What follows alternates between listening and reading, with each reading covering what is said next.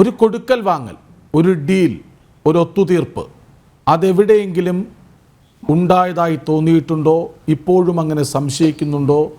U D എഫിനോട് ഇപ്പോഴും ചേർന്ന് നിൽക്കുന്ന നിങ്ങൾക്ക് അങ്ങനെ ഒരു അധാർമികത ഫീലായി തോന്നുന്നുണ്ടോ? ഒരു ഡീൽ ഉണ്ടെങ്കിൽ ആ ഡീലിൽ ഇടപെട്ട കക്ഷികളുടെ ആളുകളാണ് പറയേണ്ടത്.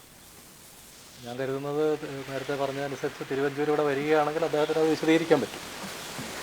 അപ്പുറത്ത് CPM-ൻ്റെ ആളുകളാരും ഇല്ലാത്തതുകൊണ്ട് അവർക്കതിൽ ഉത്തരവാദിത്വമില്ല. പക്ഷേ LDF-ൻ്റെ ഒരു പ്രതിനിധി ഉള്ളതുകൊണ്ട് അദ്ദേഹം അതേക്കുറിച്ച് പറയുന്നതാണ് ഞാൻ പ്രതീക്ഷിക്കുന്നത്. തീർച്ചയായിട്ടും സോളാർ സമരവുമായി ബന്ധപ്പെട്ട് അതിനുശേഷം 2 കാര്യങ്ങൾ നടന്നിട്ടുണ്ട്. അത് ഡീലിൻ്റെ ഭാഗമാണെന്നാണ് ഞാൻ കരുതുന്നത്.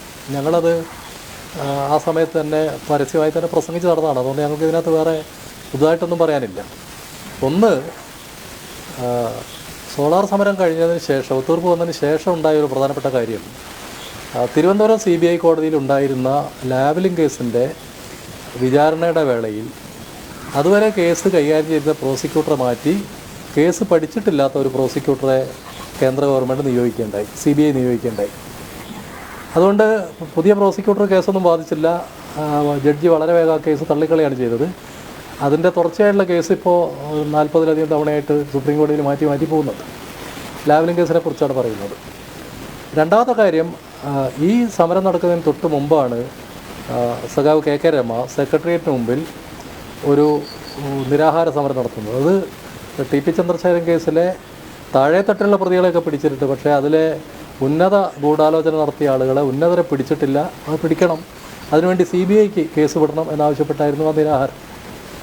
ആ നിരാഹാരം കഴിഞ്ഞ് ഈ കേസ് CBI അന്വേഷിക്കണം എന്നുള്ള സമ്മർദ്ദം കേരളീയ സമൂഹത്തിൽ ഉയർന്നു വന്ന ഘട്ടത്തിലാണ് ഈ സോളാർ സമരം നടക്കുന്നത്. CBIക്ക് അത് വിടാനോ CBI അന്വേഷിക്കാനോ ഉള്ള നടപടികൾ പിന്നീട് പോയിട്ടില്ല. ഞങ്ങളിപ്പോൾ CBI അന്വേഷണത്തിന് വേണ്ടി കൊടുത്ത കേസ് ഹൈക്കോടതിയിൽ കിടക്കുകയാണ്. ഗവൺമെൻറ് ആ കാര്യത്തിൽ UDF ഗവൺമെൻറ്റും നിലപാടെടുത്തില്ല, പിന്നീട് വന്ന ഗവൺമെൻറ്റും നിലപാടെടുത്തില്ല. കേന്ദ്രത്തിൽ അധികാരത്തിൽ വന്ന ശ്രീ നരേന്ദ്രമോദിയുടെ ഗവൺമെൻറ്റും ആ കാര്യത്തിൽ തീരുമാനമെടുത്തില്ല. രാഷ്ട്രീയ കൊലപാതകങ്ങളെ സംബന്ധിച്ച് ഞാൻ പറയുന്നത് TP ചന്ദ്രശേഖരൻ്റെ കൊലപാതകം ഉൾപ്പെടെ കേരളത്തിൽ നടന്ന രാഷ്ട്രീയ കൊലപാതകങ്ങളിൽ വളരെ പരിമിതമായ കേസുകളിൽ മാത്രമാണ് യഥാർത്ഥ പ്രതികൾ ശിക്ഷിക്കപ്പെടുന്ന ഒരവസ്ഥ ഉണ്ടായിട്ടുള്ളത്. അത് ഈ ആക്രമണം നടത്തുന്നവരോ കൊല്ലുന്നവരോ മാത്രമാണ് ശിക്ഷിക്കപ്പെടുന്നത്. അത് തന്നെ പലപ്പോഴും വ്യാജമായ പ്രതികളെ ഹാജരാക്കി കേസ് അട്ടിമറിക്കുന്ന രീതിയുണ്ട്. യഥാർത്ഥ പ്രതികൾക്ക് ശിക്ഷ കിട്ടാത്ത രീതിയുണ്ട്.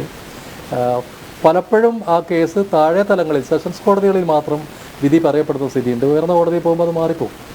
TP ചന്ദ്രശേഖരൻ്റെ കേസിൽ മാത്രമാണ് സെഷൻസ് കോടതി സ്പെഷ്യൽ കോടതിയുടെ വിധിയെ അപ്ഹോൾഡ് ചെയ്യുകയും പുതിയ ആളുകളെ കൂട്ടിച്ചേർത്ത് അവരുടെ ശിക്ഷ വർദ്ധിപ്പിക്കുകയും ചെയ്ത ഒരു വിധിന്യായം കേരളത്തിലെ ചരിത്രത്തിൽ അപൂർവമായുള്ളൊരു വിധിന്യായം വന്നത് ഹൈക്കോടതിയിൽ നിന്ന് TPയുടെ കേസിൽ മാത്രമാണ്.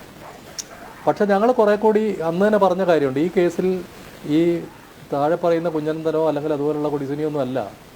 2 ജില്ലകളിലെ പാർട്ടി പ്രവർത്തകർ ഉൾപ്പെട്ട ഒരു കേസ് കൈകാര്യം ചെയ്യണമെങ്കിൽ, അങ്ങനെ ഒരു സംഗതി ഒരു ആസൂത്രണം നടത്തണമെങ്കിൽ ഏതെങ്കിലും ഒരു ജില്ലയിലെ ഒരു ഏരിയ സെക്രട്ടറിയോ ഏരിയ കമ്മിറ്റി മെമ്പറോ വിചാരിച്ചാൽ നടക്കില്ല എന്നുള്ളത് ഞങ്ങൾ അന്നേ പറഞ്ഞാണ്, CPM-ൻ്റെ സംഘടനാ രീതി വെച്ചിട്ട്. അതുകൊണ്ട് സംസ്ഥാന തലത്തിൽ സ്വാധീനമുള്ള ചില ആളുകൾ കൂടി ആ കേസിലുണ്ട്. പിണറായി വിജയൻ്റെ അറിവോടുകൂടിയാണ് നടന്നതെന്നൊക്കെ ഞങ്ങൾ അന്നേ പറഞ്ഞതാണ്, എഴുതിയിട്ടുണ്ട്, വളരെ മാധ്യമങ്ങളിൽ വന്നിട്ടുണ്ട്, അതൊക്കെ തുറന്നു പറഞ്ഞതാണ്.